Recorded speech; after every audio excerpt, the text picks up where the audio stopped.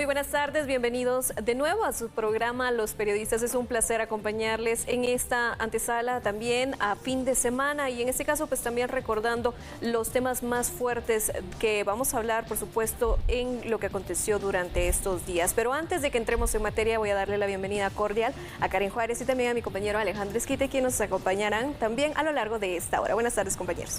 Muy buenas tardes, Mabel, qué gusto poder saludarte y tener de vuelta a Karen aquí en este espacio de los periodistas. Sin duda la pasaremos muy bien, sobre todo con la información que tenemos, ya que estaremos platicando sobre los nuevos ajustes a los precios del combustible. También estaremos conversando sobre pues lo que el COVID-19 ha traído ya a nuestro país con más de 25 meses de pandemia. Muy buenas tardes, Karen. Buenas tardes, compañeros. Alejandro, May, para mí es un gusto estar nuevamente aquí con ustedes compartiendo en este set. Y pues ya lo has dicho tú, Alejandro y May, tenemos temas muy importantes que compartir con usted.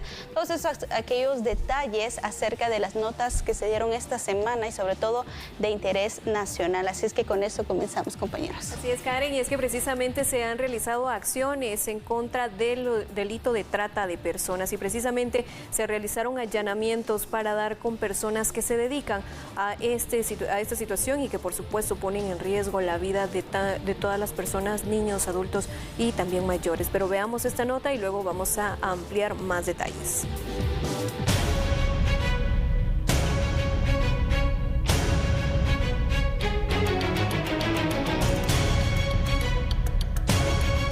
Un total de 4 diligencias de allanamiento llevan a cabo elementos de la DEIC y el Ministerio Público en San José Pinula.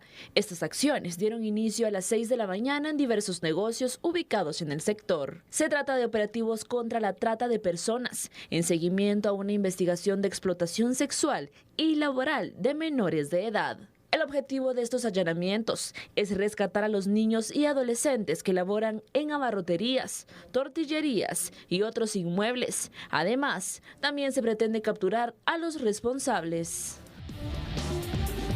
Y es que precisamente en muchas ocasiones hemos escuchado que, por ejemplo, mujeres que trabajan en tortillerías tienen jornadas extenuantes, es decir, trabajan a veces desde las 5 o 6 de la mañana y terminan su labor a eso de las 10 de la noche. Esto también es explotación laboral y muchas veces también acá se ve el delito de trata, así como aquellas personas que son engañadas para llevarlas a, por ejemplo, un trabajo doméstico, pero finalmente son explotadas sexualmente. Situaciones como esta, como engaños, que se han dado continuamente en el país, compañeros. Y es que también hay personas que son traídas de otros países para poder pues ingresarlos, les ofrecen una mejor oportunidad aquí en Guatemala y resulta que pues únicamente es para precisamente explotarlas sexualmente, pues en su mayoría son mujeres, pero también hay casos de hombres en donde pues son obligados incluso a delinquir, a matar personas o a dedicarse a la entrega de teléfonos celulares por medio de la extorsión a los comercios. Y es que lo que tú dices, Alejandro, es muy importante porque todas estas personas que se han convertido en víctimas de explotación tanto sexual como laboral son personas no solo del exterior del país, sino también del interior, en este caso de los departamentos, porque muchas personas se aprovechan de que estas víctimas no tienen quizás los estudios necesarios, incluso no hablan el castellano, no hablan español, y es ahí donde se aprovechan y caen como víctimas, lamentablemente, la mayoría menores de edad que vienen en busca de un empleo a la capital para ayudar a su familia en el interior y pues lamentablemente caen en las garras de estos explotadores. O eran engañados diciéndoles que iban a tener una mejor oportunidad incluso en Estados Unidos y demás. Son traídos de áreas de Centroamérica o del mismo interior del país y ya aquí en la capital es donde se les da esta situación. Pero aunque no es un problema nuevo porque esto tiene pues varias décadas trabajándose, esto ha venido evolucionando con la llegada de las redes sociales, las nuevas plataformas de entretenimiento, en donde pues son utilizadas por estas bandas dedicadas a la trata de personas para poder, pues lamentablemente, aprovecharse de la inocencia quizá de en su mayoría jóvenes, menores de edad, que son luego capturados, detenidos y son llevados a estos vejámenes sociales. Y es que luego de que a ellos los contactan, los traen, por ejemplo, a la capital, también se ha dado que, por ejemplo, no les dejan comunicarse con sus familiares. De hecho, muchos no tienen ni siquiera un celular o un teléfono a donde comunicarse con las personas que quedaron en el interior del país. Y esto ya es una complicación para poder contactarse. Otra también es, por ejemplo, cuando ellos son utilizados precisamente precisamente para que les tomen fotografías, precisamente como ya pornografía infantil o bien algún tipo de otros tipos de situaciones sexuales que es en contra de estos derechos. Situaciones como esta, en donde también son ellos obligados o chantajeados, extorsionados, como usted quiera conocerlo también, que se da este tipo de situaciones con ellos. Entonces son un montón de situaciones que se dan precisamente porque en muchas ocasiones la falta de recursos o el querer salir adelante, compañeros, es lo que a ellos les impulsa a llegar a otra ciudad, a otro lugar, como bien Alejandro lo decía, también salir de sus países y llegar a países ajenos en donde se da también este tipo de explotación y sobre todo pues la vulneración a todos los derechos. O las redes sociales, compañeros, también a través de esto es un gancho para todas aquellas personas que, por ejemplo, pensamos que son de escasos recursos, pero no faltan de tener un celular y tener redes para poder acceder a este tipo de información, y es ahí donde lamentablemente caen en las manos de estos explotadores, y que pues ya hemos visto que incluso algunos, por estar solos aquí en la capital o en estos lugares donde son explotados, son amenazados en contra de su vida o incluso de sus familiares, pero al verse solos pues no les queda más que seguir las instrucciones de estos explotadores. Y llegando con el tema de la pandemia también, que las clases se volvieron virtuales, esto facilitó de alguna manera el acceso al internet de muchas personas, lo cual los volvía vulnerables ante esta situación. Pero a continuación le presentamos las declaraciones de un experto en informática que nos brindará detalles de cómo es que operan estas bandas. Muchas gracias. Sí, los pederastas pues operan haciendo ciertos challenges en el cual incitan a jóvenes a desnudarse y presentar imágenes de su hogar. Aparte tenemos el acoso en canales de juegos hacia niños, y también esto se extiende a lo que es el metaverso. ¿Podría indicarnos respecto a los challenges? ¿Qué es eso? ¿Qué significa? Tenemos, por ejemplo, lo que sería el challenge de la piscina, en el cual adolescentes y niños realizan ciertas actividades o competencias, pero en este challenge lo interesante es que pues ellos están en una piscina, entonces muestran bastantes partes de su cuerpo, y esto pueden aprovechar ciertos pederastas como para empezar a tener cierto acercamiento e incentivar a los niños a mostrar más de su cuerpo. ¿Podría indicarnos de dónde y cómo obtienen estas personas estas imágenes de los niños y adolescentes? Sí, estas las obtienen tanto del acercamiento hacia su víctima, hacia el niño, también como robos de perfil de los challenge. Por ejemplo, en este caso, pues como mencionaba, este challenge del desafío de la piscina. ¿Habrá alguna forma de que estas personas hackeen las cuentas de las redes sociales de los niños y adolescentes? Sí, en este caso es porque nosotros como padres debemos también de informar a nuestros niños acerca de los peligros del internet, ayudarles a tener una contraseña lo bastante robusta. Por ejemplo, hay niños que colocan su propio nombre como contraseña, y pues estos pederastas pues también utilizan lo que son canales, por ejemplo, como Telegram, WhatsApp, para poder difundir todo este tipo de material y contenido. Pederastas mucho más elaborados utilizan lo que es la dark web, donde ellos acá tienen el market y pueden hacer ventas, o en este caso tienen tiendas online con la cual venden todo este tipo de material ilícito.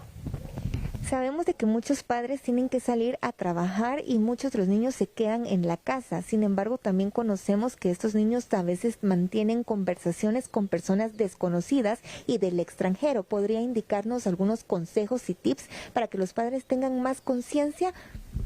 Sí, correcto. En este caso, pues es importante que nosotros como padres informemos a nuestros hijos de estos temas, que dejen de lado el miedo al uso de la tecnología y que empecemos a cuidar, en este caso, toda la parte digital que ellos están manejando. Nosotros tenemos que hablar con nuestros hijos y darles ciertos consejos. Nosotros como Observatorio Guatemalteco de Delitos Informáticos tenemos algunos consejos para padres de familia. Uno de ellos es que deben de tener cuidado hablar con extraños, así como nosotros lo hacemos en la vida real y les decimos a nuestros hijos no hables con un extraño. En línea es lo mismo, debemos de exponerles a ellos de que es sumamente peligroso que intenten hablar con alguien, que acepten ciertos regalos, mucho menos que acepten reunirse con alguien, ya sea en la vida real. Asimismo, otras recomendaciones es que no instalen aplicaciones sin permiso, que no compartan sus contraseñas, que no agreguen a personas desconocidas. Y cuando nosotros como padres no estamos con nuestros hijos para poder verificar a qué sitios se conectan, podemos configurar ciertos parámetros. Con ello, utilizar algún tipo de control parental para evitar que nuestros hijos se conecten a sitios indebidos. Importante información la que nos ha compartido este especialista, pero ahora a usted allá en casa y a ustedes, compañeras, me gustaría hacerles la pregunta. ¿Ustedes están o no de acuerdo con que un menor, pues hablemos de 12 años o menos, tenga acceso a redes sociales, es decir, tenga sus propias cuentas y pueda tener esa interacción con personas, como él mencionaba, desconocidas? Lo ideal, pienso yo, no soy mamá, pero lo ideal pienso yo que no. Obviamente, pues con el tema de la pandemia y todos tuvieron que abrir algunos perfiles. Sin embargo, por ejemplo, como necesidad puede ser. Sin embargo, se limitaría, por ejemplo, el tiempo en el que ellos tengan que pasar conectados con sus amigos, porque de cierta manera no podemos limitarles el contacto físico. Bueno, sí podemos limitarles el contacto físico, que fue lo que se dio con la pandemia, pero no podemos limitarles a que tengan ese tipo de convivencia con otros niños.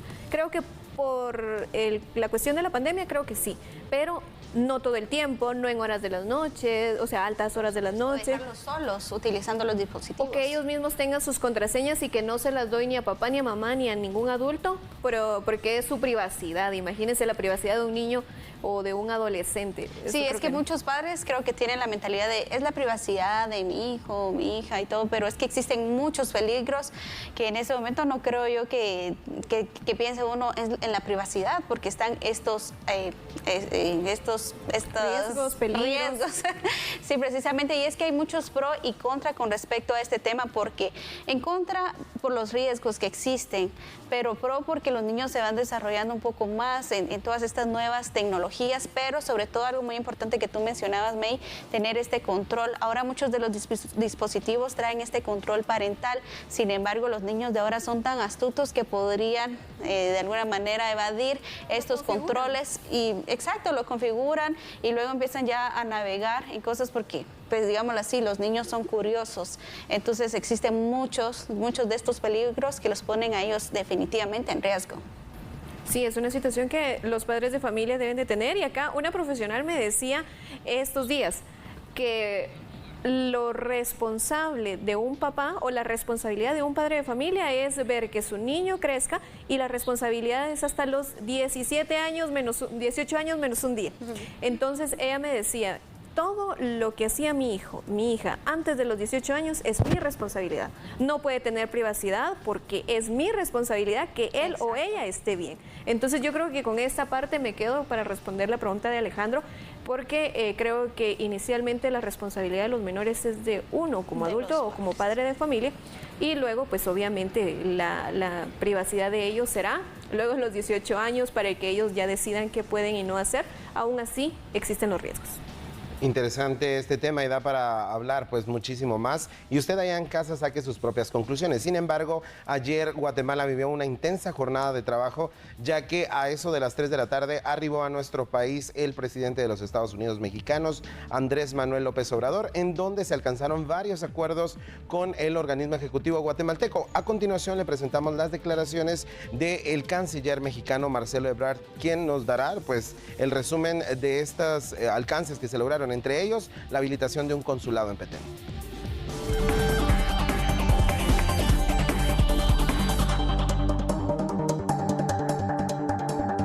Bueno, yo creo que estamos en el mejor momento de la relación bilateral desde hace muchos años, y tiene una serie de resultados muy prácticos que tienen que ver con la vida de las personas.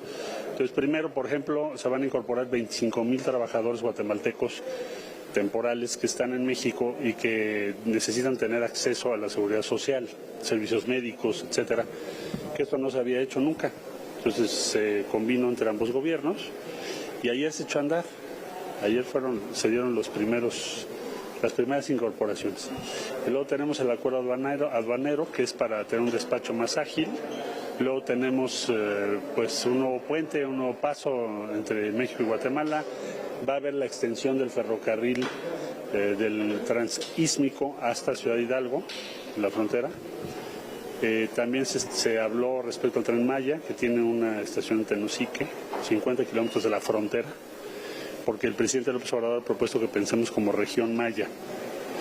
Entonces, como verá usted, así muy apresurado, estamos comprando carne ya de Guatemala, ganado, se va a incrementar también.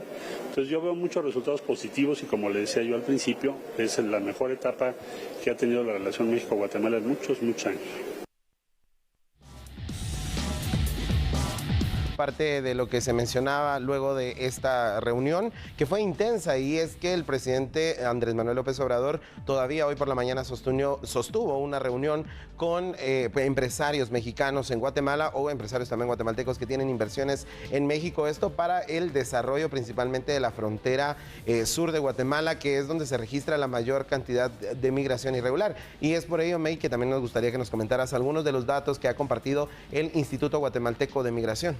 Sí, precisamente en el primer cuatrimestre, es decir, de enero a abril de este año, se han dado 32.395 retornos de connacionales, es decir, guatemaltecos que estaban tanto en Estados Unidos como en México con rumbo a este sueño americano. Imagínense usted, 32.395 personas que han sido deportadas. De ellas, por la vía aérea, desde Estados Unidos fueron deportadas ya 13.735 personas.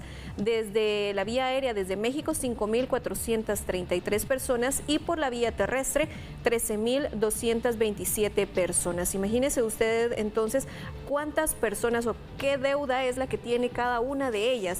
Son más de 32.000 personas y, por ejemplo, que cada una haya pagado unos por lo menos 60,000 quetzales para que los llevaran con rumbo al norte, ahí está la situación. Y otra cosa, el rango del promedio de las personas han sido personas jóvenes de 18 a 35 años de edad, es decir, personas que sí buscan llegar con la finalidad de ejercer algún trabajo y posiblemente enviar algún tipo de ayuda económica a su familia para que salga adelante, y principalmente en los departamentos de donde ellos han migrado, han salido, es primero desde San Marcos, desde Huehuetenango, también desde Guatemala, Quetzaltenango, Quiché y Petén. Son los 6 departamentos de donde más gente ha salido para buscar el sueño americano, según las estadísticas del Instituto Guatemalteco de Migración. Cifras bastante grandes, alarmantes también, y es por eso que se hace la visita por parte del mandatario mexicano, no solo porque Guatemala es exportador de migrantes, sino también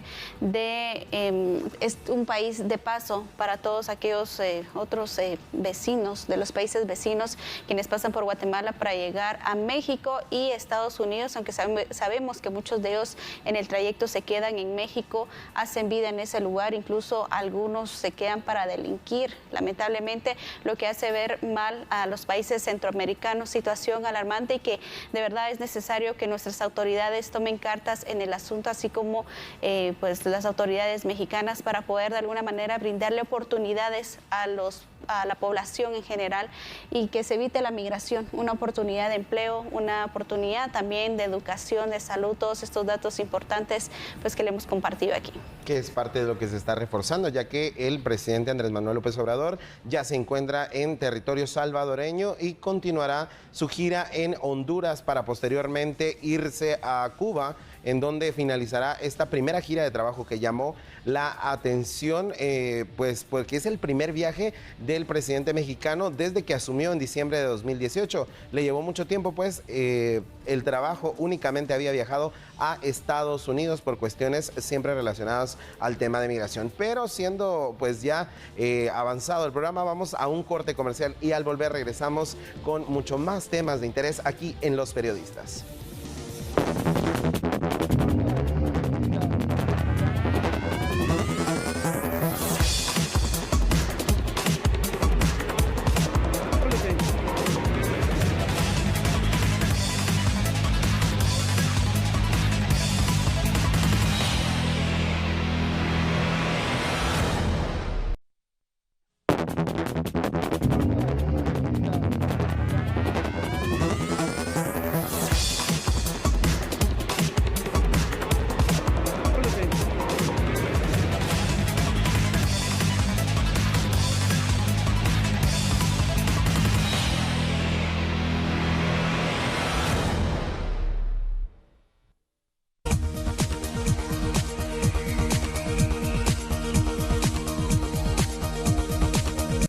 varias personas se han acercado desde que se ha habilitado la clínica post-COVID-19 en el Parque de la Industria con algunos síntomas asociados a secuelas que dejó el virus en su cuerpo, pero para los detalles importantes acerca de la cantidad que se ha acercado hasta este centro asistencial temporal ubicado en el Parque de la Industria, nos encontramos con la licenciada Edna Marroquín, quien tiene pues los detalles sobre esta atención que se brinda en el lugar. Sobre la importancia de nuestras clínicas post-COVID. Esto es totalmente gratuito, lo pueden usar y el único requisito es haber sido un paciente que haya tenido COVID luego de 6 semanas. No importa si haya sido atendido en nuestro hospital, puede haber sido en casa o en cualquier otro centro hospitalario. Hasta el momento, ¿cuántas personas han atendido en el interior de esta clínica? Claro que sí, nosotros estamos funcionando desde octubre del 2021 y hasta el día de hoy llevamos 2.520 personas atendidas en estas clínicas. ¿Algún rango de edad importante de las personas que se atienden? Fíjese que realmente tenemos participan todos. Tenemos niños, adolescentes, mujeres y hombres. Tal vez un poquito más fuerte en el género femenino. Nos visitan más. ¿Cuáles serían los síntomas más comunes que presentan las personas que tienen secuelas asociadas a COVID-19? Claro que sí, mire, dentro de los síntomas más importantes o los más comunes que vienen acá está el vértigo, taquicardias, problemas musculares, tos, disnea. Y también hay otras patologías que también presentan, como lo es la falta de apetito, como por ejemplo el insomnio, por ejemplo muchas mialgias, ¿verdad? Entonces, esos son como que las secuelas más frecuentes que vienen los pacientes. Al saber, por ejemplo, la secuela que tiene el paciente, ¿cuáles son las clínicas que están acá, verdad? ¿Qué es la atención que se les da y qué es lo que se les recomienda hacer? Ok, nosotros tenemos un grupo multidisciplinario. El paciente viene, el médico lo evalúa, y luego de lo que el médico indique de acuerdo a su sintomatología, indica si necesita los laboratorios, si necesita rayos X. Posterior a eso, lo remite ya sea al área nutricional, porque también damos servicio de nutrición, servicio de terapia física, servicio de terapia respiratoria y psicológica. Tenemos casos también, por ejemplo, hemos tenido pacientes que han venido con problemas musculares, a veces con dificultad para caminar, hasta en silla de ruedas, ¿verdad? Y los especialistas en terapia física les programan sus citas. Hoy ya tuvimos una señora la semana pasada de 75 años que logró ya salir caminando sin la silla de ruedas. Igualmente pasa con los psicólogos cuando hay algún problema un poquito más serio de insomnio, de miedo, de ansiedad provocado por el COVID. Ellos van programándoles las citas y pueden ser 1, 2 o 3 citas o las que ellos consideren pertinentes. Muchísimas gracias, Edna, por la información. Ya lo sabe, amigo televidente, compañeros, esta clínica pues está al servicio de los guatemaltecos y sobre todo ahora que pues ha cambiado el tiempo y la situación climática puede provocar algunas alergias en las personas que tienen estas secuelas COVID-19 pueden acercarse a esta clínica de recuperado COVID-19. Complicada la situación del COVID-19 y es que ya prácticamente a 3 años y medio de los primeros casos registrados en Wuhan no se ha terminado de descubrir cuál es el comportamiento de esto y sobre todo cómo funciona o cómo ataca al cuerpo, al sistema inmune y esto mismo, cómo queda luego de esta situación. Chicas, ¿a ustedes ya les ha dado COVID? Sí, a las 2 al mismo tiempo. De hecho, creo que con 2 días de diferencia nos dio COVID con Karen. ¿Y tuvieron secuelas? En enero, por supuesto. Yo pues pensé que por unos medicamentos que estaba tomando que me habían dejado para hipertensión, porque eso también fue una secuela del COVID-19, me daba tos. Y la tengo 2 semanas, luego desaparece, luego vuelve a aparecer y es una tos tan horrible, te empieza a picar la garganta, hay que toser, tomar agua y pues por un tiempo se calma, pero dura más tiempo. Sí, no, de hecho lo que a mí sí me sucedió fue de que luego de que salí de COVID, a mí todavía me quedó doliendo la espalda. A mí me dio el COVID como que hubiese sido un dengue, porque fue más muscular. Entonces, una de las secuelas fue esa. Otra de las secuelas que me dejó fue la náusea como por 3 semanas. Tenía mucha náusea y yo no sabía por qué. Entonces luego me explicaron que sí podías relacionarse a COVID. También otra de las situaciones es la falta de atención o la falta de memoria, que uno, por ejemplo, iba a algún lugar y después se quedaba uno y ahora qué iba a hacer, a qué venía. Incluso se lo confesé a algunos de los entrevistados porque en algún momento yo llegué con ellos y les dije, mire, realmente yo no me acuerdo a qué vengo. O sea, me pasó a ese nivel, sí. Entonces sí se los hice mención en algún momento. Otra de las situaciones que yo no la había asociado y fue hasta el miércoles santo, o sea, digamos, nosotros nos dio COVID en enero. Miércoles santo me voy dando cuenta. Yo a principios de febrero tuve una caída un poco fuerte, entonces me lastimé las rodillas y el moretón de la rodilla derecha no se me quitaba con nada. Entonces un médico me preguntó si me había dado COVID y yo le dije que sí. Y me dijo que muchas veces la sangre quedaba espesa y entonces tenía que arralar la sangre porque por eso se producían los moretones. Y yo le dije, y me preguntó que si en algún momento me había lastimado así y si se me habían quitado los moretones, y le dije que sí, porque había tenido una caída hace como un año y pues duró que 3 semanas, un mes el moretón, pero no fue tanto como ya 2, 3 meses.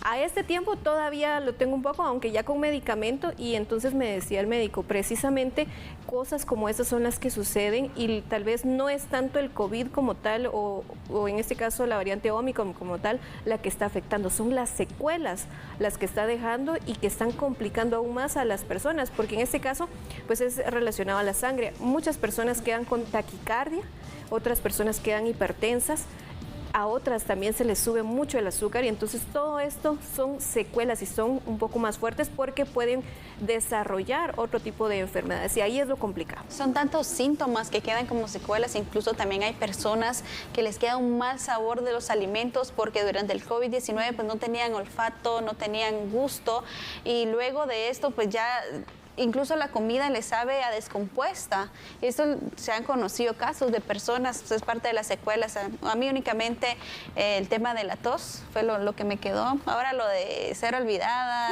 y distraída, eso ya lo tenía antes. Bueno, y es que también es importante mencionar cómo pues cada cuerpo reaccionó diferente y sumado a esto, cómo las variantes. La original tenía pues el principal patrón de perder el gusto y el olfato, como tú mencionas. Luego ya venía el dolor de cuerpo y así ha venido cambiando con todas las cepas que han surgido a lo largo de este tiempo y pues no sabemos si de momento podría haber otra nueva que regrese con mayor fuerza, aunque la tendencia, según los especialistas, es que ya estamos de cara a un final de la pandemia, que como si nada pasó del 2020 al 2022, ya vamos llegando a mediados de año y esto todavía continúa. Pensábamos que iba a ser una cuestión de 6 meses. 40 días decían por la cuarentena, ¿no? Sin embargo, realmente esto se ha alargado, no sabemos cuánto tiempo más, aunque las autoridades del Ministerio de Salud han pues evidenciado, han dicho que los casos han bajado y también la cantidad de personas que llegan a los hospitales con síntomas graves, esto gracias a la vacunación contra el COVID-19, aunque lamentablemente las personas de la tercera edad han sido los grandes ausentes en estos centros de vacunación para recibir la segunda dosis. En cambio, pues ya la población un poco más joven, menor de 40 años, pues ellos sí ya tienen la tercera dosis, ya han iniciado con la cuarta dosis, aquellas personas con enfermedades crónicas, las personas de la tercera edad, que pues no es mucha la cantidad quienes han llegado para su cuarta dosis. Claro, y precisamente con ello, cuarta dosis o segunda dosis de refuerzo es algo de lo que también las autoridades de salud han estado insistiendo y precisamente le tenemos un informe al respecto y luego vamos a comentar. Los lugares, el sistema abierto para que las personas puedan acudir a aplicarse la cuarta dosis. Los grupos de poblaciones que ya está habilitado para que se pueda hacer son las personas del personal de salud, los de mayor riesgo, los mayores de 50 años y los niños mayores de 12 años, pero que tengan alguna enfermedad crónica. Son los que ya está habilitado el sistema para que con un intervalo de 4 meses entre la tercera dosis y aplicar la cuarta dosis.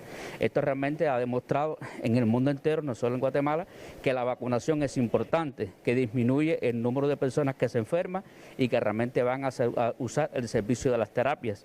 Por lo tanto, es la importancia de aplicarse la vacuna a todas estas personas que ya haya concluido este término de cuatro meses. La importancia para todos acudir a vacunarse, porque realmente la vacuna salva. Mayores de 50 años y mayores de 12 años que tengan alguna enfermedad crónica ya pueden acudir. Por lo tanto, ya es mayor, ha transcurrido mayor tiempo, pues ya es mayor el número de personas que está en tiempo de aplicarse la vacuna. Estaba muy concentrado, o sea, el número de personas que acudían a las consultas, a los hospitales, a los servicios de terapia que estaban muy grandes. Hoy ya no existe eso y es la forma de que la intervención de la vacuna resuelve y que realmente está disminuyendo la morbilidad y la mortalidad de las personas.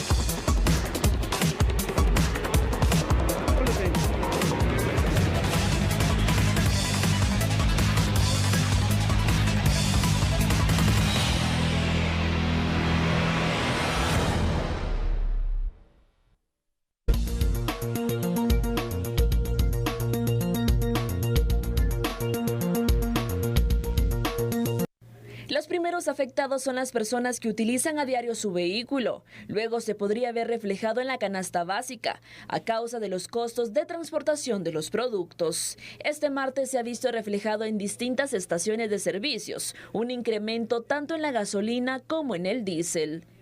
De acuerdo con los precios anteriores, el galón de la gasolina regular y súper aumentó en promedio 70 centavos, en tanto el diésel 2 quetzales con 30 centavos.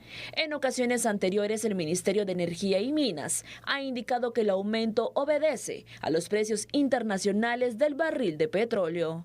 Anteriormente la regular costaba 35 quetzales con 49 centavos, ahora el precio está a 36 quetzales con 19 centavos. La súper estaba a 38 quetzales con 59 centavos. Usted la encontrará a partir de hoy a 39 quetzales con 29 centavos. Y el diésel había bajado a 35 quetzales con 39 centavos. Ahora deberá pagar 37 quetzales con 69 centavos. Estos nuevos precios son en modalidad autoservicio y se registran durante la quinta semana de subsidio.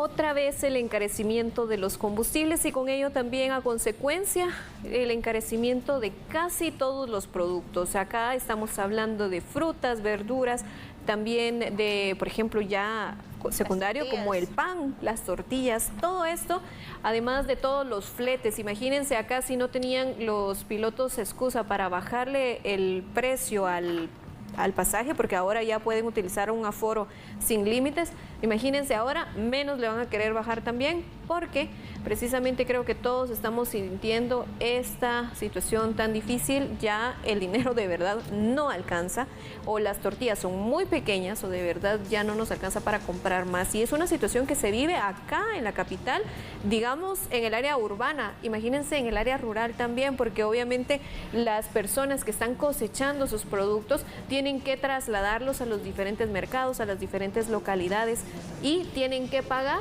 un flete. ¿Cuánto está costando este flete y cuánto finalmente les están pagando a ellos? Y luego en los mercados, ¿a cuánto lo dan? Y es que para llenar el tanque del carro, May, Alejandro, no me dejarán mentir, son 400 quetzales los que debe apartar uno. Como mínimo.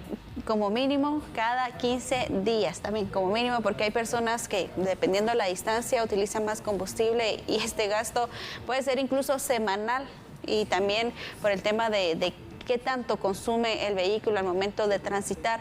Existe este subsidio que se dio por parte del Congreso de la República, que se presentó por parte del Ejecutivo. Sin embargo, vimos esta semana que se encarecieron estos precios tanto del diésel como el regular, que estaban pues confiados con el tema de este subsidio. Sin embargo, al consultarle a las autoridades del Ministerio de Energía y Minas tras este incremento, pues se preguntó que si existiera una prórroga en cuanto al tema del subsidio, se modificaría estimarían los montos de beneficio para la población? Y el ministro dijo que sí. Obviamente se hace una evaluación, se hace un análisis de los precios del combustible, que por supuesto varían, pero van al alza, porque también mientras dure la guerra en Ucrania, estos precios van a continuar por los cielos, compañeros. Y creo que ese ha sido el principal rebote para Guatemala, que recordemos cuando inició el tema de la guerra entre Ucrania y Rusia, se anunciaba, se anticipaba esa situación que hemos venido nosotros viendo paulatinamente, cómo todo se ha venido encareciendo, nada cede ante los costos y preocupante la situación, más porque pues seguramente usted que está allá en casa nos comprenderá cuando decimos los salarios siguen siendo los mismos. Entonces definitivamente ya el dinero no alcanza, no rinde lo mismo, porque pues tú mencionabas eran 400 quetzales y muchas veces eso rendía para todo el mes y ahora alcanza únicamente para la mitad. Estamos comprando la mitad de la cantidad de combustible por el precio con el que pues alcanzaríamos el mes completo, situación que estaremos a la expectativa de qué es lo que puede ocurrir en las próximas semanas y la decisión que vayan tomando las autoridades respecto a esto para amortiguar los golpes. Sin embargo, pues recordemos que Guatemala es importadora neta de los combustibles, lo cual también podría estar reflejado en el gas propano en los próximos días, pese a estos subsidios que han sido otorgados. Y otra de las situaciones que también se mencionó, que la luz también va a subir. Imagínense acá otro golpe a la economía guatemalteca y tanta situación que, por supuesto, si usted en algún momento ve que se encarece demasiado un producto, también denúncielo, porque hay personas también que son aprovechadas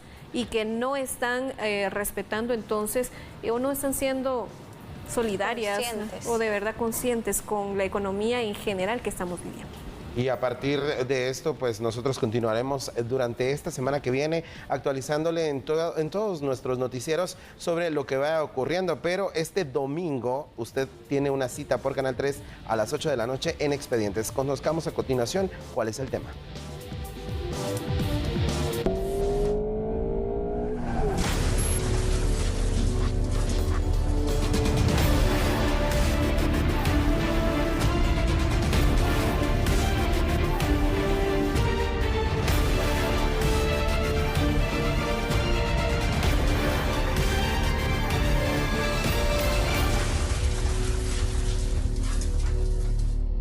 La ruta interamericana es una de las más peligrosas de este país.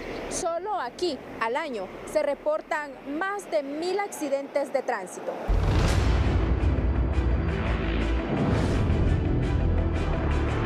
Que la podría categorizar muy bien como la carretera de la muerte.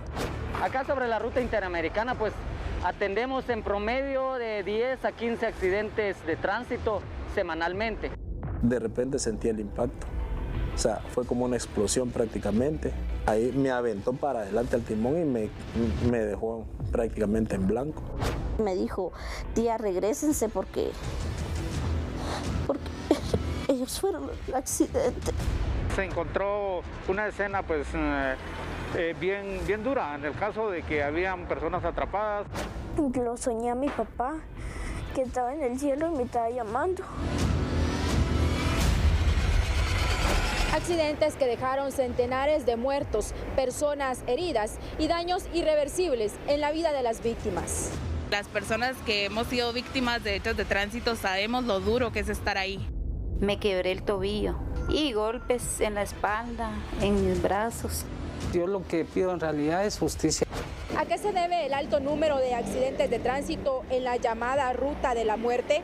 Todos estos detalles se los presentamos el domingo a las 8 de la noche por Canal 3 y a través de la señal de Chapín TV.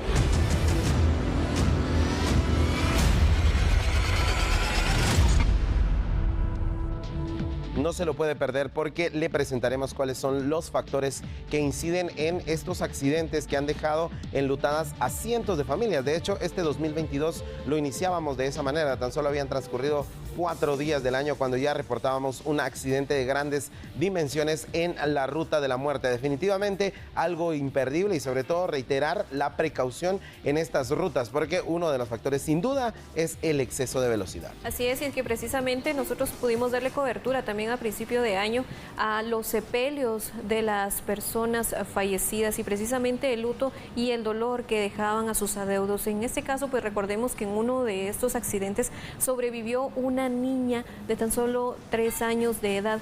Ella pues quedó huérfana de madre y también su abuelo falleció también acá en la ruta interamericana. Por supuesto, todo esto lo tendrá usted a través de Expedientes este domingo a las 8 de la noche.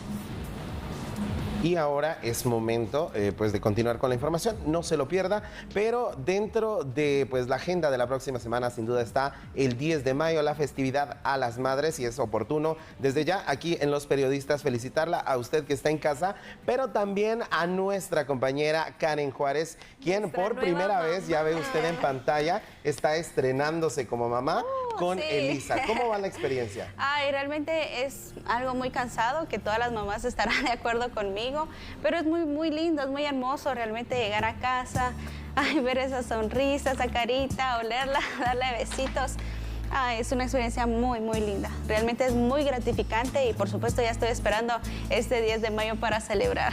Como se debe, el primer 10 de mayo. El primer 10 de mayo y acá pues también saludando a todas las mamás, sobre todo que como tú, Karencita, trabajan, se esfuerzan, están ahí al pendiente de sus bebés, de sus hijos, incluso cuando ya nosotros somos grandes, nuestras mamás siguen ahí acuchuchándonos. Ajá, entonces nunca creo que hoy precisamente alguien me decía esto, alguien que está en la cárcel me decía, ¿sabe? El amor de la mamá es el único que no se acaba. Acá el del esposo se acaba aquí, pero ella me lo decía porque estaba dentro de una cárcel y me decía, aquí todos se olvidaron de mí, menos mi mamá. Entonces acá lo fuerte que es este lazo amoroso. Así que felicidades, Karencita, felicidades a cada una de ustedes, mamás. Que la pasen muy bien desde ya, que lo disfruten y sobre todo nosotros hijos seamos conscientes, responsables, de verdad aprendamos a quererlas, a valorarlas mientras las tengamos, porque cuando ellas ya no están acá, pues no hay vuelta de hoja. Así que, por supuesto, querrámoslas mucho. Y usted, en tu caso, Karencita, disfruta Gracias, mucho amigos. Un saludo y un fuerte abrazo para todas las mamis que nos ven, que la pasen muy bien este martes 10 de mayo, día especial para todas ustedes. Felicidades. Gracias, no se lo pueden perder y de esta manera nosotros pues vamos llegando al final de esta edición de Los Periodistas. La hemos pasado muy bien y usted, si va a salir a festejar con su mamá, recuerde las medidas de precaución, que no se le olvide que la mascarilla sigue siendo obligatoria y trate de mantener el distanciamiento social. Ya en minutos estará con usted Andri Carías. Gracias, Alejandro, gracias, Karen, por estar acá en Los Periodistas. Gracias a usted, por supuesto, que la pase muy bien este fin de semana y feliz Día de todas las madres, especialmente a la mía y a todas. Así que tenga una muy buena tarde y que tenga feliz fin de semana.